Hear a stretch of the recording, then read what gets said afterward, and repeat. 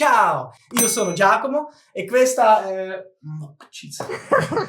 Tagliatelle Bolognese is one of the most notorious dishes on our planet and it comes from Bologna, Italia.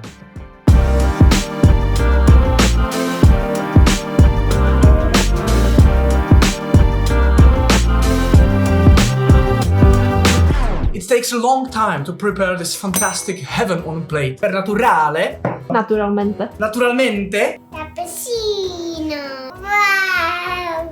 Tagliatelle. Tagliatelle. Pravnie. This fabulous dish was invented by Alberto Alvesi from town of Imola, Italia, and it was first ever served to Cardinale Barnabi Chiaramonti. Not that old dish, guys, not that old actually. Calm down.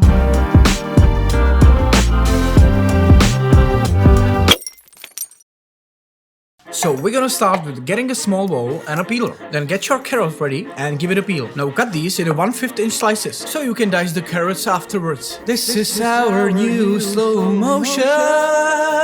Get yourself some small bowls so you can place all veggies on side like this. Cut some nice celery root and continue the same way as with carrots. 1/2 centimeter cubes are just fine here. Just let it rest on the side again. Now wash your celery stick carefully. Slice these again. Be extra careful when you dice like this. Put that on side with the rest and let's move to onions. You wanna cut them half and peel them. Then just dice the onions as usual. Super fine will be suitable here. Placing the prepped veggies on side is really important here, so please don't underestimate this step. Now let's continue with garlic. You just want to crush it, peel it, don't forget to clean your box bag. And then you want to chop it super fine like this and place it on the side as well. Watch out when you blur your knife using your finger. Now you should use pancetta for this recipe, but we got this delicious Slovakian smoked belly here, which is pretty similar, so I will use this. I just cut off the skin, but I will not throw it away. I'll use it later on. Just give it a slice like this, so you'll be able to cut 1/5 inch cubes. And we can finally move to establish our bouquet garni, for which you will need some iron container.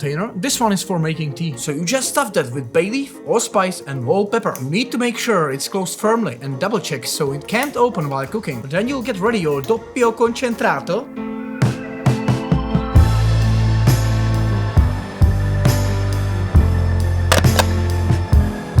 Okay, so let's not talk about this again. Get your meat cut board ready. Now you will need pork meat from the belly and beef meat from the neck. You will cut these roughly into 1-inch chunks so it will fit into your grinder. If you don't have a grinder at home, just skip this step and ask your butcher. He will grind that for you in a shop. Avoid supermarket ground meat, because it probably sucks. Now put everything aside and get your grinder ready. As I already mentioned, guys, this is a complicated recipe, but trust me, it's absolutely worth it. Now get your grinder working and give that semi-fine grind. Now here we have our meat, ready for the pot. Let's get ready for our last setup. You will need heavy iron pot, our veggies, red wine and the meat. Just set it on rapid heat and begin with tablespoon of vegetable oil. Wait until the pot's hot. You can test it with a piece of pancetta. Just follow with the rest of the pancetta along with the pork skins and wait until golden brown. In the next step, we will add our celery, carrots and celery stick. In this phase of the recipe, you will need to stir every 2 minutes or so, because you will need that golden brown color on every single piece that you add. We will continue with onions and we once again will sear until we get our color. Gently stir our veggies.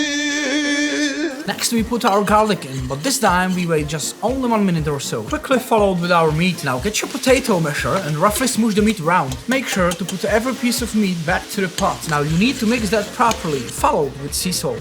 Let the meat gain its brown color and wait until all the fluids are gone. When it starts to get sticky, then it's time for our tomato paste. Just wait 30 seconds, reduce the heat by half and get your red wine ready. Now this recipe is traditionally made with white wine, but we think the red wine suits it better. Let's continue by adding our bouquet garni. Now you just need to wait until all the wine is gone. Be followed with a few grates of your nutmeg. Now keep stirring the sauce and add 1 ounce of your stock. You need to turn your heat to a minimum at this point and cover the pot. So guys, the active part of cooking is finished. Now let that simmer for 3 hours and a really low heat. Occasionally stir, and what is really important, when you see there's not enough liquid in the pan, you have to add more, yeah? So first you go with stock. When you run out of stock, you go with water. Just a little bit every time, yeah? 3 hours. Just a slow simmer.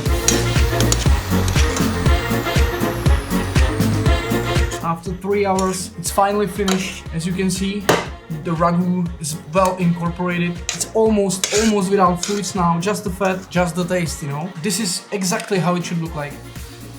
Absolutely wonderful. Let's get our pasta water ready by adding 0.8 gallons of clean water, followed with 3 tablespoons of sea salt. Then add your tagliatelle and cook it until al dente, which is roughly 6 minutes here. Now keep your pasta water. Guys, we got our sauce ready, we got our tagliatelle ready. Get your pan, something like midi. Get your pasta water. So what you want to do, you want to put some of the water here, like this. And then you just want to add your finished ragu. You need to incorporate it into the water. And then just throw your tagliatelle into the pan. Carefully incorporate our bolognese into the pasta. You want to be really gentle with this, so you won't tear your tagliatelle. Eventually, add a little more pasta water. And then just fix it with a final stir. If you don't have this pancetta, you can of course use fork or anything else. So I will just grab this portion, a little bit more, just spin it like that. Okay, so now I will just add a little bit more ragu, like this. I can tell you, anybody who gets that, this portion will love you forever. Parmigiano.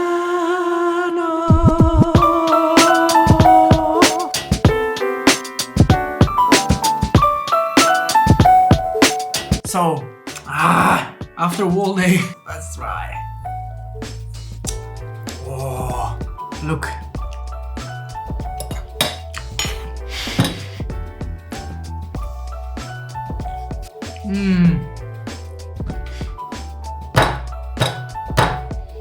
This is just unbelievable. Every time I cook it, it surprises me.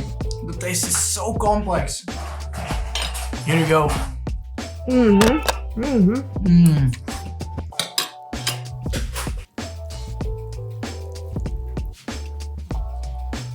It's so rich, fruity from the wine. It's smoky from the bacon or the pancetta, of course. It must be all-time favorite for me.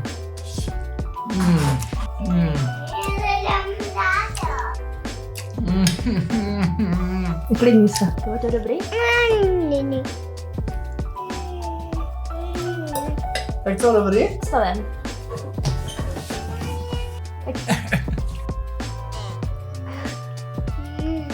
Dobrý. Tak, správně. So guys, as you can see, everybody loves it. Everybody loves it. It's really legit. This is fantastic. Okay, so we're gonna finish that. If you get any questions regarding to this dish, hit us in the comments. And if you like the recipe and you like our cooking, please hit that subscribe button. Hit that subscribe button. And support us, please, guys. We'll be very happy. Okay, so I'm just gonna finish that.